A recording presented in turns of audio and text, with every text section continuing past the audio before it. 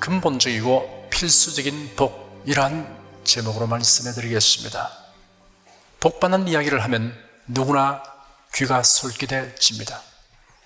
하지만 복이 무엇이냐라고 물으면 명료하게 대답할 사람은 많지 않을 것입니다. 대체로 사람들은 복에 대한 개념이 막연하거나 충분히 정리되어 있지 않기 때문입니다. 그러나 일단 말하기 시작하면 건강한 몸, 경제적인 여유, 보람 있는 사회활동, 평온한 가정 등을 손꼽을 것입니다. 이 모두가 이 세상에 사는 동안 육신의 안락에 관련된 것들입니다. 성경에는 이러한 것들을 복의 요건으로 인정하면서 더 근본적인 요소를 다루고 있습니다. 그리고 필수적인 복의 요소들을 계시하고 있습니다. 오늘 저는 요한계시록에 복이 있도다 라고 명시되어 있는 구절들을 가지고 근본적이며 필수적인 복의 요소에 관하여 여러분에게 말씀드리겠습니다. 첫째는 계시록 1장 3절에 기록되어 있습니다. 이 예언의 말씀을 읽는 자와 듣는 자들과 그 가운데 기록한 것을 지키는 자들이 복이 있나니 때가 가까움이라 하였습니다. 여기서 예언의 말씀은 좁은 의미로는 계시록에 기록된 말씀을 가리키지만 넓은 의미에서는 성경을 가리킵니다. 디모데후서 3장 16절에 모든 성경은 하나님의 감동으로 된 것이라고 하였습니다. 베드로후서 1장 20절과 21절에는 예언은 언제든지 사람의 뜻으로 낸 것이 아니요 오직 성령의 감동하심을 입은 사람들이 하나님께 받아 말한 것임이라 하였습니다. 예언의 말씀, 성경에 기록되어 있는 하나님의 말씀을 읽는 자와 듣는 자들과 지키는 자들이 복이 있다고 하였습니다. 먼저 성경을 읽는 자가 복이 있다고 하였습니다. 인쇄술이 발명되기 전까지는 책을 내려고 하면 그 대본을 보고 손으로 옮겨 적는 방식밖에 없었습니다. 옛날엔 책을 쓰는데 주로 두 가지 재료를 사용하였습니다. 하나는 파피루스입니다. 파피루스는 습지에서 자라는 수생식물입니다. 그 풀이 다 크면 옥수수대처럼 됩니다. 그것을 베어 약 30cm 길이로 토막을 냅니다. 그 토막들을 펼치고 그 줄기 속의 고갱이를 꺼내고 얇은 조각으로 찢어냅니다. 이 조각들을 평평한 곳에 잇대어 펴놓고 그 위에다가 한 층을 가로 펴놓습니다. 두 겹을 누르고 두들기면 상당히 질기고 오래가는 파피루스 종이가 됩니다. 이보다 더 질기고 오래가는 것은 가죽종이입니다. 소, 양, 송아지 등의 동물 가죽을 무드질하여 만든 것입니다. 당시의 필기도구들은 어느 하나도 사용하기에 용이한 것들이 없었습니다. 그러한 형편이므로 개인 소유의 성경을 가진다는 것이 누구에게나 가능한 일은 아니었습니다. 15세기 중엽에 인쇄술이 발전되면서부터 손으로 옮겨 적는 사본 시대는 끝나게 되었습니다. 성경이 처음 인쇄본으로 나온 것은 1456년 구텐베르크에 의해서 출판된 것입니다. 히라버 신약 성경이 출판된 것은 16세기 초의 일이었습니다. 우리가 가지고 있는 한글 성경은 신약 성경이 1900년에, 구약 성경이 1910년에 완역되어 성경 전서로 간행되었습니다. 성경 번역이 완료한 직후부터 다시 개역의 필요성을 느껴 작업을 시작한 지 26년의 세월이 걸려 1937년 개역성이 나오게 되었습니다. 오늘날은 여러 종류의 번역 성경들이 출간되어 있습니다. 이제는 누구나 성경을 가지는 것이 용이하게 되었습니다. 하지만 휴전선 이북 땅에는 성경을 갖기 원해도 가질 수 없는 동포들이 있습니다. 성경을 소지양시 발각되면 목숨을 잃게 되는 지구상에서 둘도 없는 독재 체제하에 있습니다. 북한 동포들이 하루속히 자유롭게 성경을 읽을 수 있게 되기를 우리가 기도해야 합니다. 인쇄술의 발달과 성경 번역자들이 수고한 덕택에 지금 우리는 누구나 원하면 자신의 성경을 가질 수 있는 시대에 살고 있습니다. 그리고 자유롭게 성경을 소지할 수 있는 사회에 살고 있습니다. 여러분, 성경을 읽을 때마다 감사하는 마음이 가득하게 되시기 바랍니다. 성경을 장식용으로 서가에 꽂아두는 사람이 있습니다. 평소에 성경을 읽지 않고 교회에 갈 때 가지고 가는 휴대폰으로만 여기는 사람도 있습니다. 수년 동안 교회에 다녔음에도 불구하고 성경 구절을 찾을 때 창세기를 신약성에서 찾거나 요한계시록을 구약성에서 찾는 사람이 있다면 참으로 딱한 사람입니다. 하박국이라고 말하면 호박국을 잘못 발음하는 것인가 라고 생각할 정도가 되면 보통 문제가 아닙니다. 남아메리카의 아마존에서 선교 활동을 하는 선교사가 그곳의 어떤 부인에게서 들은 간증입니다. 그 부인은 믿음이 깊은데 그를 몰라서 성경을 읽지 못했습니다. 그래서 일당을 주고 고용한 사람에게 매일 성경을 읽어달라고 하였습니다.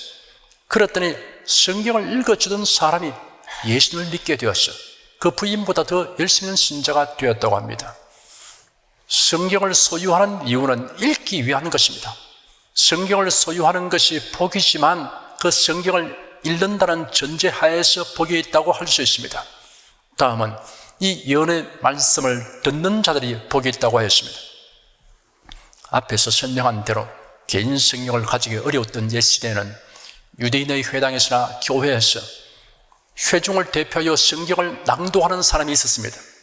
그때 회중은 귀를 기울여 들었습니다. 오늘날 교회에서는 설교자가 있어 성경 구절들을 깨달은 마음으로 자세하게 설명하여 줍니다. 인간의 철학이나 사상을 선전하려고 성경 구절을 인용하는 것은 설교가 아닙니다. 설교는 듣는 사람에게 성경 말씀에 대한 이해와 깨달음을 더하게 하고 믿음의 깊이를 더하게 하는 것이어야 합니다. 우리가 가지게 되는 믿음은 하나님의 말씀에 근거한 믿음이어야 합니다. 하나님의 말씀을 떠나서는 참된 믿음을 가질 수 없습니다. 로마서 10장 17절에 믿음은 들으면서 나며 들으면 그리스도의 말씀으로 말미암았느니라 하였습니다.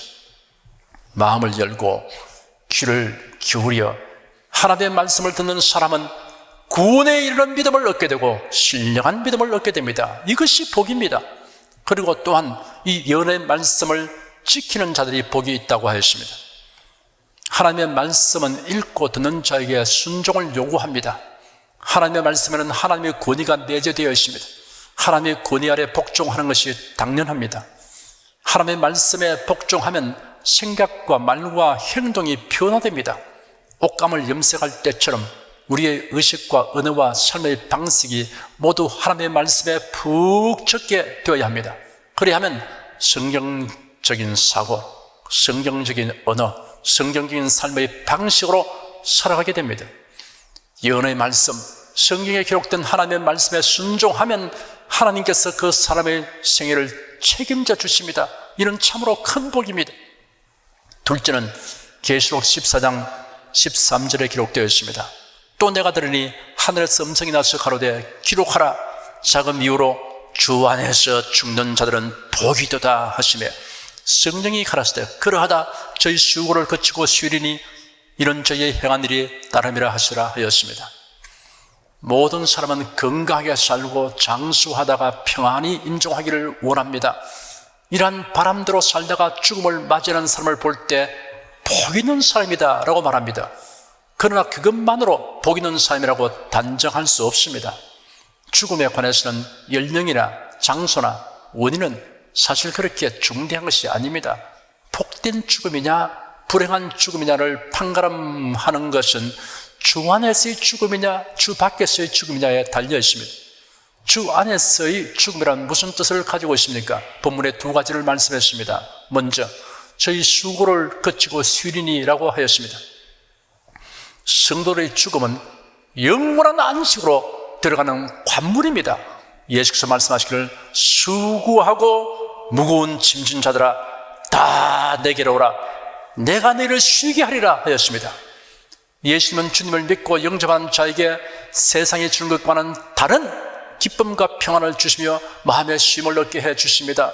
그리고 궁극적으로는 죽음 건너편에서 영원한 안식을 얻게 하여 주십니다.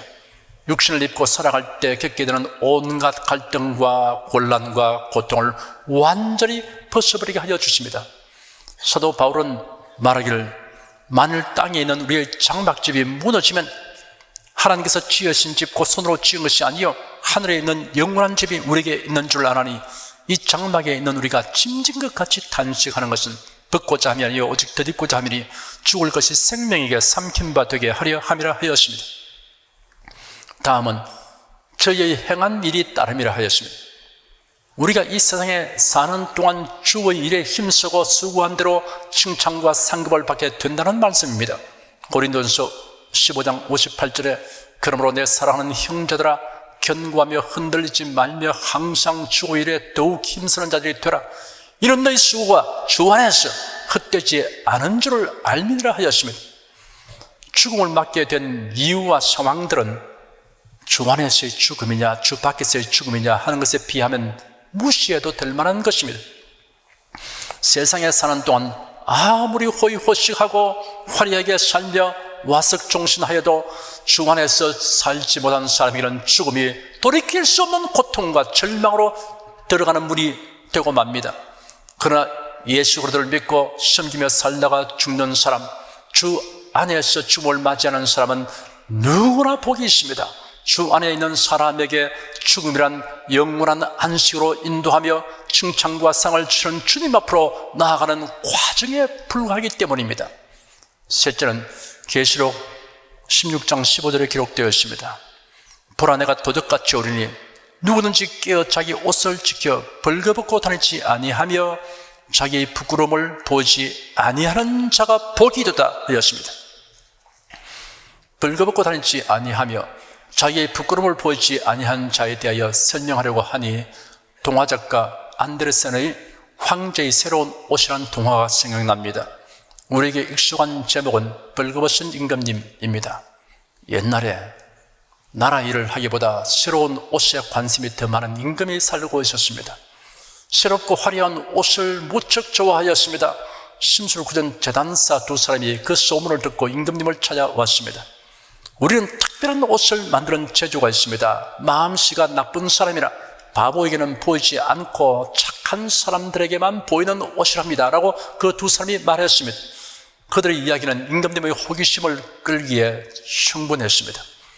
신기하고 놀라운 옷이구나. 그 옷을 내가 입기 원하니 어서 만들도록 하여라.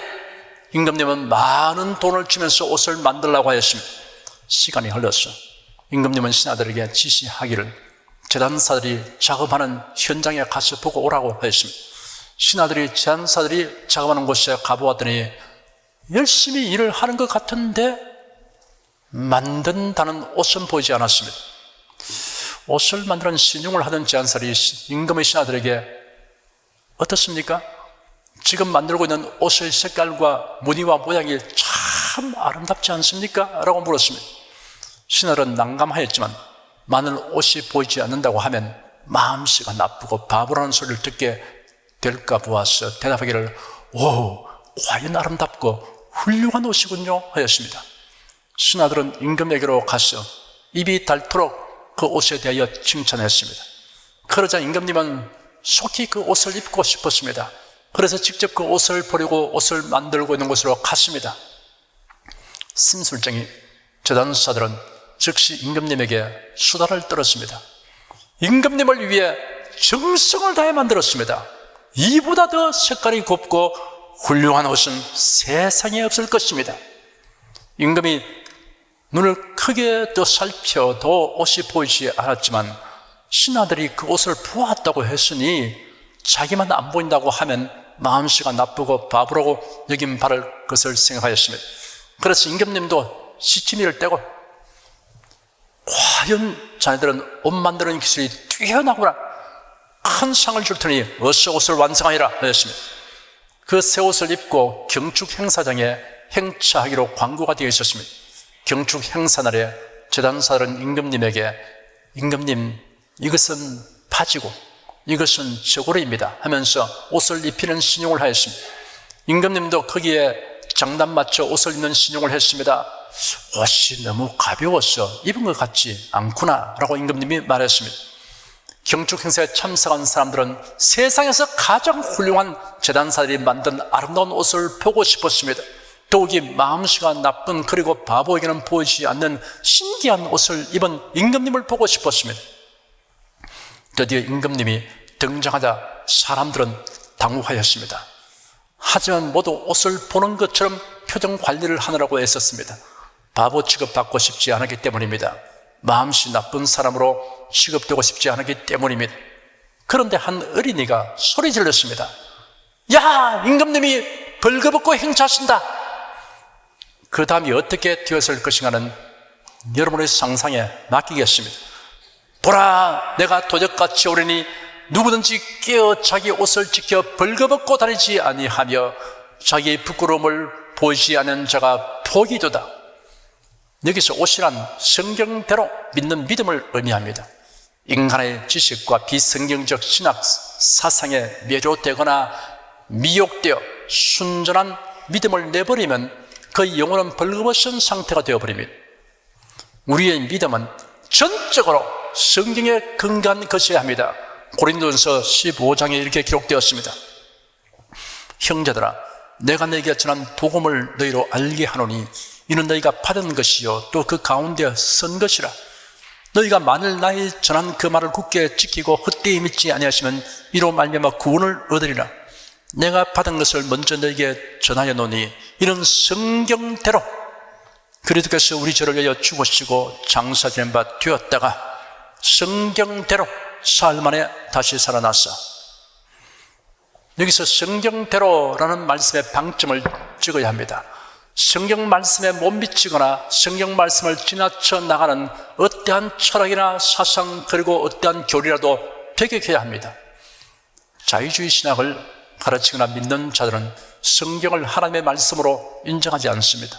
성경에는 계시를 바라는 사람들의 기록이 일부분 포함되어 있을 뿐이라고 주장합니다. 점차로 합리주의 사상의 중심이 독일로 옮겨지면서 19세기 말에 철저한 성경 비평학이 뿌리를 내렸습니다. 그들은 비종교적인 교육 분야에서 발달된 조사 방법을 사용하여 성경의 역사성과 정확성을 조사하는 데 혈안이 되었습니다. 서방세계는 과학적이고 철학적인 합리주의에 사로잡히고 그 많은 교회 지도자들이 그리도 안에서 거듭나는 체험, 성령 충만한 체험을 하지 못하기 때문에 교회는 그 소용돌이 속에 빠지게 되었습니다. 그렇게 되면 그들이 믿는 하나님은 성경에 계시는 하나님이 아니라 사람이 생각해낸 무능하고 무력한 하나님일 수밖에 없습니다. 신비주의에 치우친 사람들이 있습니다.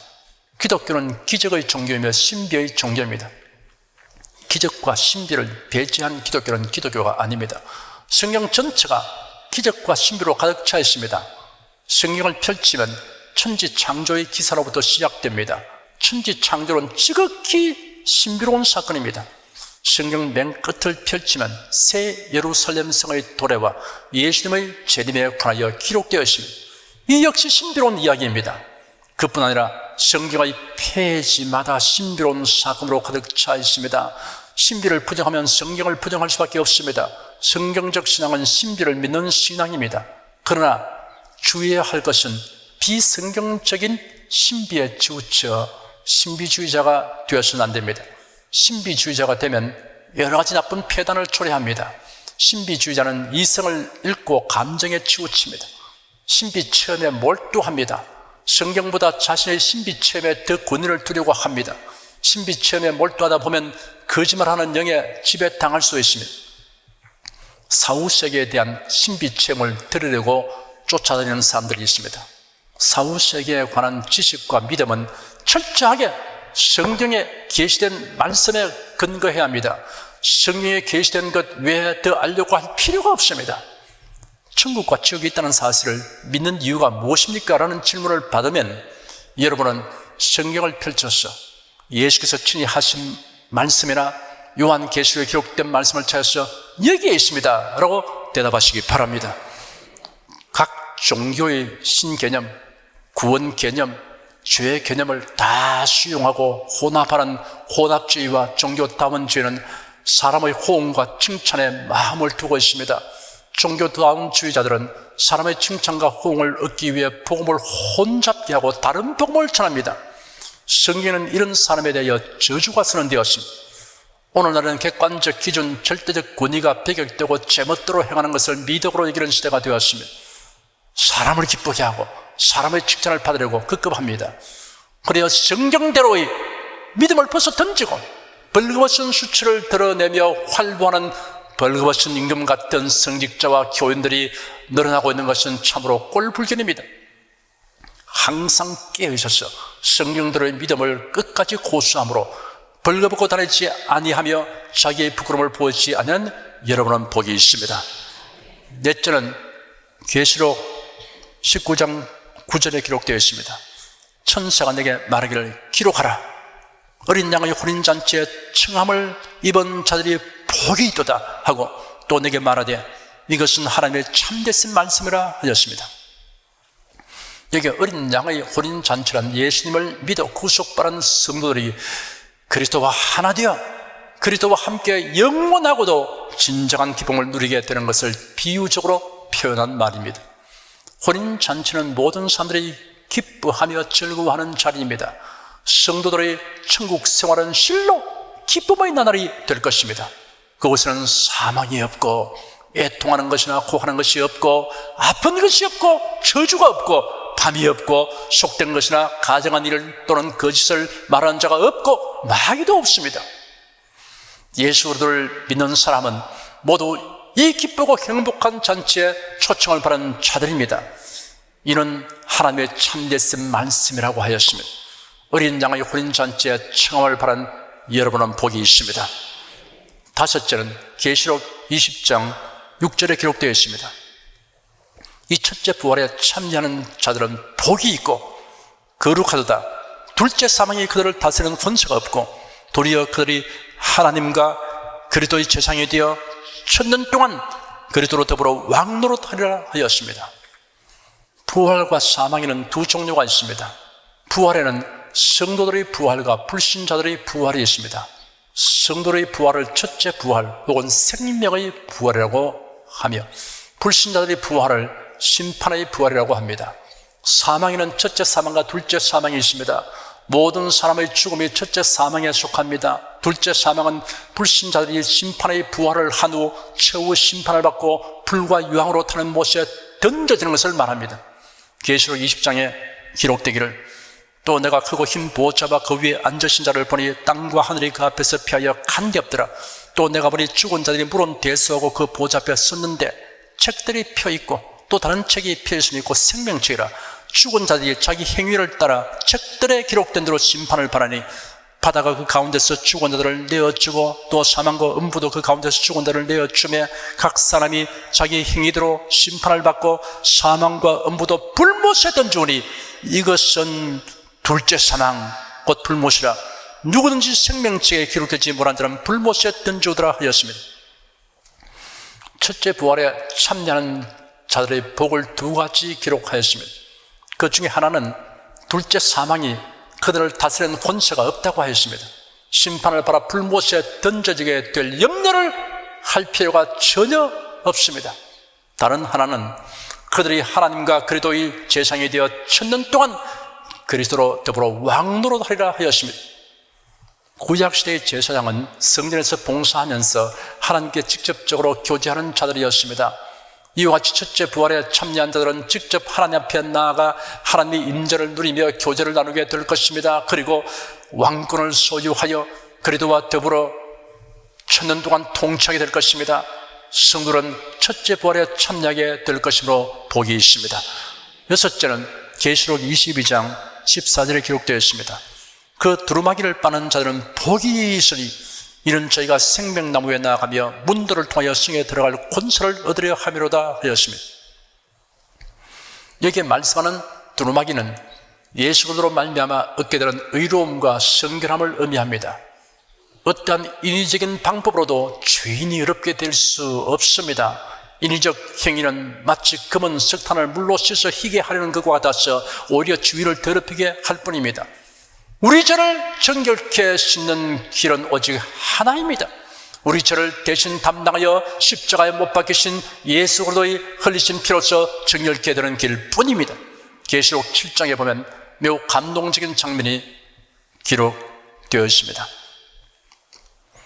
이 일 후에 내가 보니 각 나라와 족속과 백성과 방언에서 아무라도 능히 셀 수 없는 큰 무리가 흰 옷을 입고 손에 종려가지를 들고 보좌 앞과 어린 양 앞에 서서 큰 소리를 외쳐가로되 구원하심이 보좌에 앉으신 우리 하나님과 어린 양에게 있도다 하니 모든 천사가 보좌와 장로들과 내 생물의 주위에 섰다가 보좌 앞에 엎드려 얼굴을 떼고 하나님께 경배하여 가로되 아멘.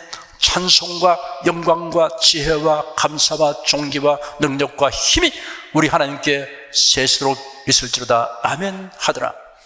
장로 중에 하나가 이 장면을 보고 있는 사도 요한에게 이 흰옷 입은 자들이 누구며 또 어디서 왔느냐 하였으며 사도 요한이 대답하기를 내 주여 당신이 알리다 하니 그가 말하기를 이런 큰 환난에서 나오는 자들인데 어린 양의 피에 그 옷을 씻어 희게 하였느니라 하였으며 성도는 어린 양이신 예수 그리스도의 보배로운 피로 씻음받아 의롭게 된 자들입니다.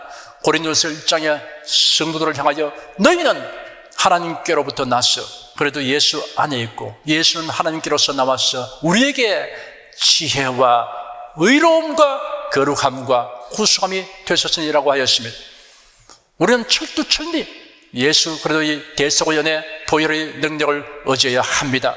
예수로 말미암는 의의 옷을 입은 자들은 새 예루살렘 성의 진주문을 통하여 생명나무가 있는 성 안으로 들어가게 될 것입니다. 예수 그리스도께서 흘리신 대속의 보혈로 씻은 바라 의의 옷을 입은 여러분은 복이 있습니다. 저는 이 시간 여러분에게 요한계시록에 복이 있도다라고 명시되어 있는 구절들을 가지고 근본적이며 필수적인 복 6가지를 말씀드렸습니다. 지금 이 설교를 들으시는 모든 분이 이러한 복을 바라는 성도로서 주 하나님께 찬양드리고 기뻐하고 감사하면서 살아가시기를 축복합니다.